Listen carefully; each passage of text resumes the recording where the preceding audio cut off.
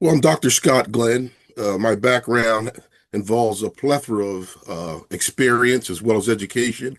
I'm a college professor. I've been teaching since 1999. I also used to coach high school football as well as college football. That's American football, not soccer. I'm also a United States Marine, retired.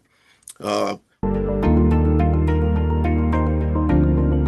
my book, Heroes from Heaven, um, it evolved over the years. It came out in 2016, then it turned screenplay. Now, the ironic thing about the screenplay, the first time it was written, it was done pretty well, but we wanted to add some things to it to let it grow. But at the time when I paired up with another screenwriter, they didn't want to change things. So me having the ownership, the screenplay being derived from my book, I said, that's fine, we'll do it over again. So the second time I did it with someone else, and the screenplay's even better. So I have three versions. I have the book, the first version, as well as the second version.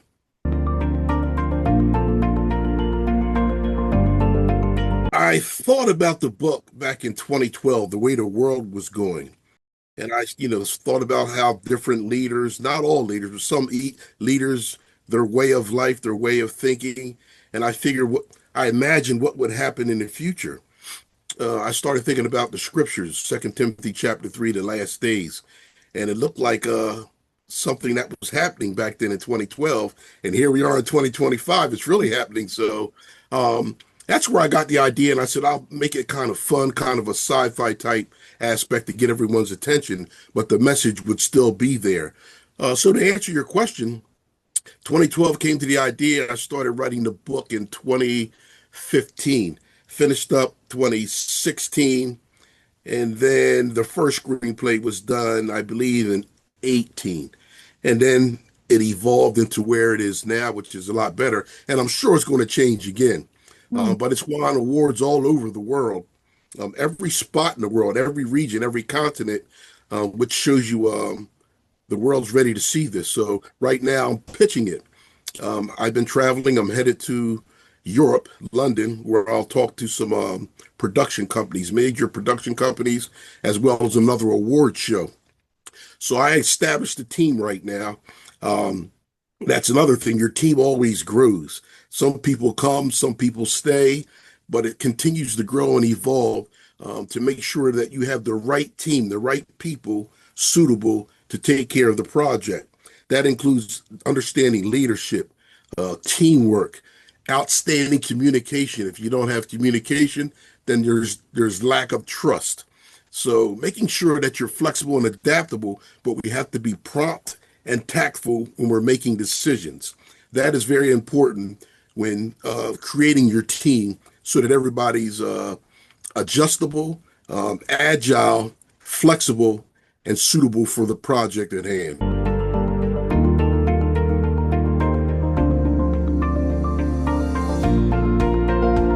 That's a good question, and I'm glad you said that. The message in the story never changes because it's all about the message. And I've had different people that wanted to change that message. I actually had a couple of people that wanted to make it a horror movie. And I was like, you're missing the whole point here. So, yes, having an established team that's on the same page that communicates. Now, when I say communicate, it doesn't mean that they say things that you want to hear. And then down the road, you find out this isn't the right person. That first initial meeting, the first time we're together, everybody has to be on the same page truthfully, making sure that they're in it for the right reason and not their own ambitions. Sometimes you'll get agreements, but there's always something to it where someone has to have their own self-ambition taken away from the actual project. So that's important, number one. That happened a couple times, but like I said, sooner or later, that filters out into the right people. They'll tend to go away on their own once they see that they're not fit. And like I said, it still continues to evolve as we continue to distribute the screenplay to see who's interested. And there's a lot of interest. So as far as the team, we're pretty well established, but I'm sure it will continue to grow.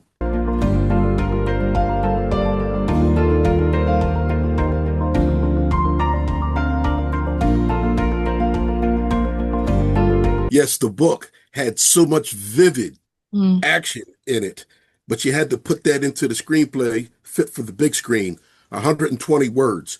And mm, that's when I talk to other people. There's no way that you can do all this by yourself. That's why it's important to have proper communication to get everyone on the same page, but to also keep its message.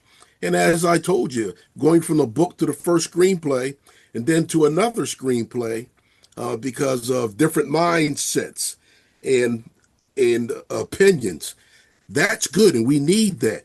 mhm, Just as long as we don't take away from the message or create some type of negative trust, we're fine. And that's important. The first time I didn't feel comfortable.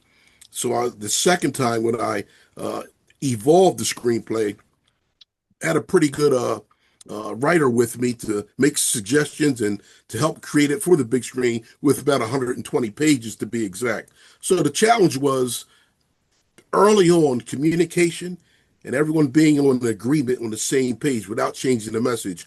But here we are, and we're doing fine.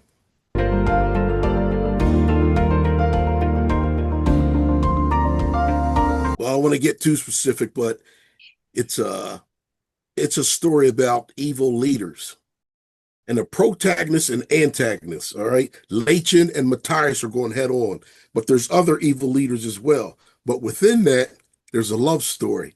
So the decision has to be made: do I choose good or do I choose evil? And then the rest is history. So it takes you on a roller coaster ride in terms of life and what's going on chaotic across the world. But at the same time, there's a love story too. And in the end, you'll see who wins or see what choices are made in terms of good versus evil.